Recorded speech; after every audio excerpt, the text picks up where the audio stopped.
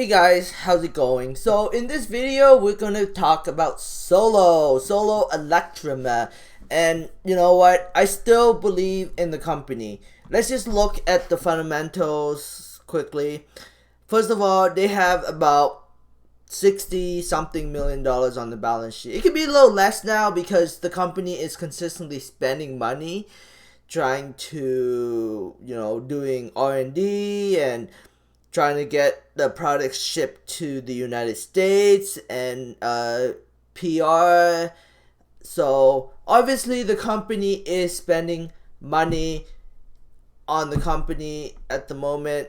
So, the cash will go down, up and down over the course of the period, and they're probably going to have to raise more money or exercise some warrants because they are probably going to need more money down the road to continue with their business strategy. Hopefully one day they can become profitable.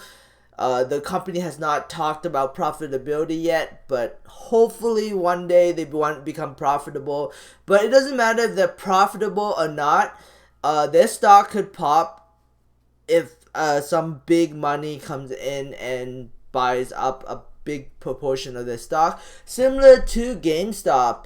GameStop, I'm bringing GameStop up right here, but Ryan Cohen, the guy who found Chewy, decided to invest in buy 10% stake in around 10%, like 9.6% stake in GameStop stock for like, I don't know, 10 or 20 million dollars or something like that. I can't remember the numbers, but he put a lot of money into GameStop, which basically alerted a lot of retail investors, which alerted a lot of big money, and which caused the stock price to push up to $9.20.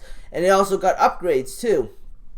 So if Solo got something similar and somebody, some big money person, some rich billionaire decide, I will gamble on this company, I think this company has potential, I'm going to buy, $10 million worth of stock, own 5% or 10% of the company, I think the stock would skyrocket big time. But will somebody do that? I don't know. Maybe. There's a lot of money out there in this world, so there's a possibility that somebody rich, somebody with millions and hundreds of millions of dollars, or a billionaire comes in and decides to take a 10% stake in Electrameccanica because they think they're undervalued. The stock would skyrocket in a big way, like a big way. But maybe a billionaire doesn't want to take the risk on Electrameccanica and want to stay away from the company. I don't know. But if they can attract somebody rich to the stock, and they, because you have to, if you own a big chunk of Electrameccanica stock, you are going to have to file, a 10E, so the entire investing community would know about it. So unless some billionaire does that, I don't see Electrameccanica stock taking off anytime soon unless they start delivering numbers and giving the general investors the numbers of deliveries they're delivering. Maybe in October, November, they will be like, oh, we delivered 1,000 cars to our customers. I think the stock would skyrocket if they announce something like that. Like, we just delivered 1,000 cars to our customers. The stock would skyrocket, because if you do the math on 1,000 cars, right? 1,000 cars times 18.5, you're talking about $18.5 million of revenue. And if they can consistently deliver 1,000 cars every month, so every month they'll be like, oh, we delivered 1,000 cars this month, we delivered another 1,000 cars next month, we delivered another 1,000 cars next month. If they do that on a consistent basis and deliver 1,000 cars or more every single month, I think the stock would skyrocket. That's my opinion. But we'll see, right? We'll see what happens. We'll see what the company will announce in the future. But I think Solo could be a 2021 story. For now, I think that Solo could attempt to pump the stock if they announce, pre-order numbers and delivery numbers. Oh no, production numbers, like how many cars they produce. But they're silent on that. They say they're gonna talk about it in 2021. So yeah, here's a interview video of the CEO talking more about the fleet operation. The fleet operation could be a very big catalyst too. But I'll play the video, a little bit of this video, and then I'll talk more about it. Working with a couple of fleets already on the engineering. So the engineering, we've done a lot of engineering on this vehicle over the last 6 months. To get a lot of input on exactly what the fleet requirements are. And there's a lot when it comes to fleets and utility purposes, there's a lot of personalization that comes into play, as you can imagine, right? So what we'll do is we'll have the base vehicle with the stylish cap, and that'll be the principal base unit. And then from there, fleets will be able to kind of add what kind of options that they want into it, because some fleets want forward-looking cameras and different telematics and things like that. So what we're looking at is probably early 2021 for the vehicle to be available to fleets, because we've already done a lot of the engineering on the vehicle. And as far as pricing, that will just depend on what kind of options the different fleets want put into the vehicle as well. So we're excited to be able to release it though, and get it out to the public today and show everybody that there's another unique option again. Mm-hmm. And it's part of our ecosystem. And then that third part of the ecosystem that we've talked about, because we have the retail side, we have the unique fleet utility side. And that third part, again, is the idea that at some point we're going to create a sharing option for these vehicles too, a solo sharing option, whether we do it with a partner or whether we seek an alternative way to do this, but making these vehicles shareable in some way for people. The vehicle's just the link, and that third part will be being able to share these vehicles at some point as well. So that's the ecosystem we've been talking about, Steve. It's very exciting for us because we think our value proposition, as I've said to you all along, is quite different than any other EV company out there. Absolutely.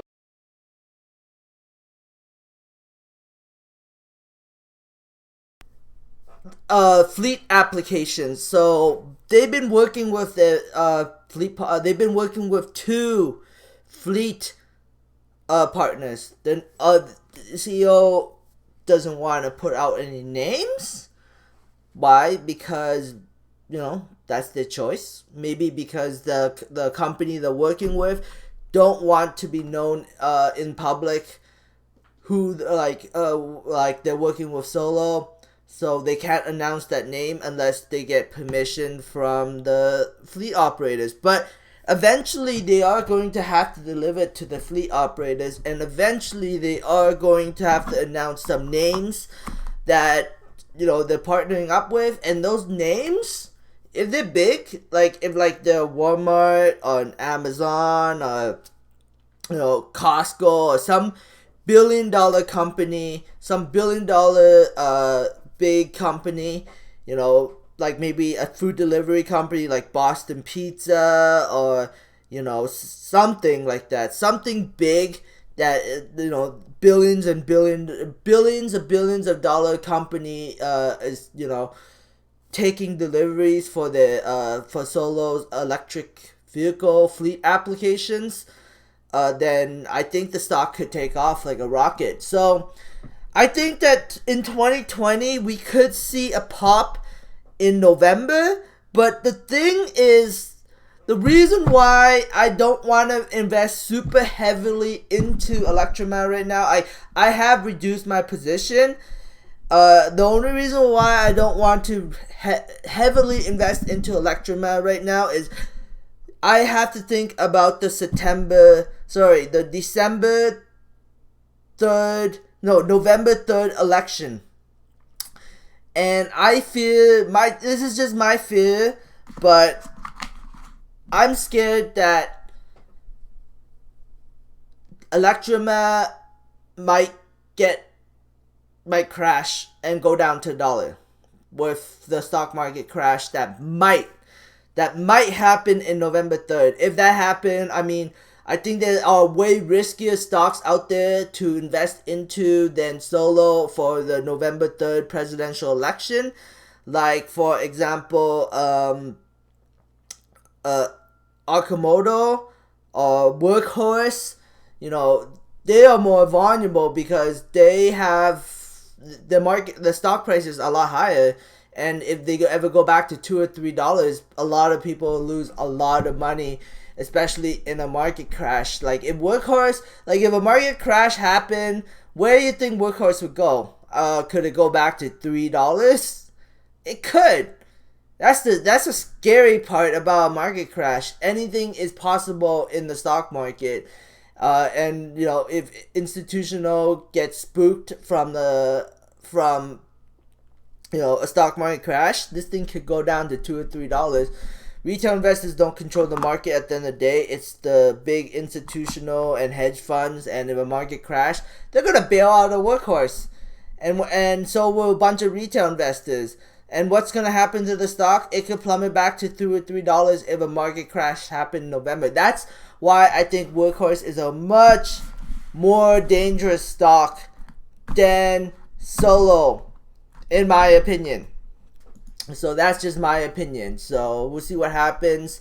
But that's why I want to have cash, because I still believe in Solo. And if it drops to $1, if Solo dropped to $1 and Workhorse dropped to like $2, I'd probably buy Workhorse stock over Solo. But you know, I still think Solo has a lot of potential. That's just my opinion, anyways. So if you guys aren't aware, there was a 9th annual Gateway Conference EV and Mobility panel. And in this panel, the Workhorse CEO was talking to the Solo CFO and the Last Mile CEO. And, you know, I must this is my 2 cents, right? But Workhorse is a almost a $3 billion company. People who are invested into Workhorse is going to be watching every video that Workhorse release, every kind of media they're gonna do, and these guys obviously they have a lot of money, and they're probably looking at Workhorse, they're probably looking at Electrameccanica, they're probably looking at Last Mile, because the Workhorse CEO is talking in this interview with both the Last Mile and the Solo executives, and the stock and Solo stock and Last Mile stock don't take off. Like they're just trading sideways. Like imagine somebody putting $1 million, just $1 million into Last Mile holding stock. You know how much the stock would skyrocket? I mean, how many shares would be traded in one day of $1 million investment in Last Mile? It's a lot. It's a lot. Like let's just look. 1 million times 0.1. We'll talk. Oh wait, 1 million divided by 0.1. Oops. No. 10 million shares. So if somebody put $1 million into Last Mile, at between 10 to 12 cents, because as you put that money in, the stock's gonna run up and run up and run up. But if someone was to put $1 million into it, it would create volume of almost 10 million. And when retail investors see, oh hey, there was just 10 million shares traded, they're going to go in and they're going to buy more stock, and that's going to create a huge amount of volume, and then the stock price is going to shoot up and skyrocket. But the thing is, nobody rich is investing into Last Mile, and Solo is like kind of just trading sideways. I think just the market makers are just moving the stock back and forth, keeping the liquidity, and maybe possibly some traders are moving in and trading the stock. But You know, last mile, like, I don't understand it. Like maybe there's something shady about the company. I'm just pointing something out because, you know, that's what I see, and I don't understand. You know, maybe there's something shady about this company, and that's the reason why. I mean, when they IPO, the stock was at 90 cents, and then it was trading it was trading down. They got halted because they were merging. They were buying out a company called Gotcha Mobile, and then as soon as they finished, the stock reopened, crashed real bad down to 20 cents, traded sideways for a while. Fell down, traded sideways for a while, popped on absolutely no volume, just boom, traded sideways, crash, and now it's just like trading sideways. You know, it's just, there's no logic behind it. Like, I don't get it. But whatever. It's just like, please explain to me in the comments below what you guys think, what your theory behind last mile is and solo. Anyways, thanks for watching, guys. I hope you enjoyed this. Subscribe for future updates and have a great day. Bye.